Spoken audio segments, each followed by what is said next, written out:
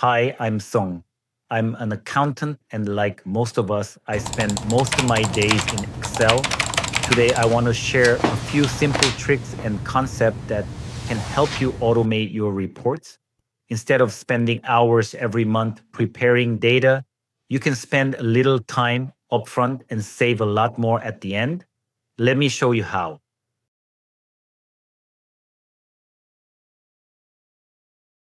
We accountants usually prepare data the way we like to read it: neat, formatted, and easy on the eyes. That's what we call wide format, where each month or category has its own column. It's perfect for humans but confusing for machines. Excel's Wide data format. model prefers what's called long format. Wide In the format. long format, we don't have separate columns for months. We have one column for the month and another for the value. This structure follows database logic, which makes automation possible. It's not about changing everything we do, it's about recognizing that data must be structured differently for machines. Once we get this right, everything else, modeling, calculation, and automation becomes much easier. After the data is reshaped, the next step is modeling. And this is where the star schema comes in. The star schema is Microsoft's best practice for data modeling in Excel. Think of it like this: one central table holds the numbers, your sales transactions, your trial balance, or your budgets. Around it are smaller tables that describe those numbers: your date table, your chart of accounts table, your cost center table, maybe department or customer. Each dimension connects to the fact table with a simple one to many relationship. This clear structure allows Excel's data engine called VertiPack to work efficiently. It compresses and stores data in memory, which means faster calculations, smaller file sizes, and fewer refresh issues. You can scale this model easily. If you have a separate data sets for actual, budget, and forecast, each one can be its own fact table, but they all connect to the same dimensions. That way, your reports stay consistent and the comparisons across scenarios just work. This is what I call Excel with a database mindset. It's still Excel, but it behaves like a real data model. Once the model is set, you can start calculating with DAX, short for data analysis expressions. DAX is like Excel formulas, but smarter.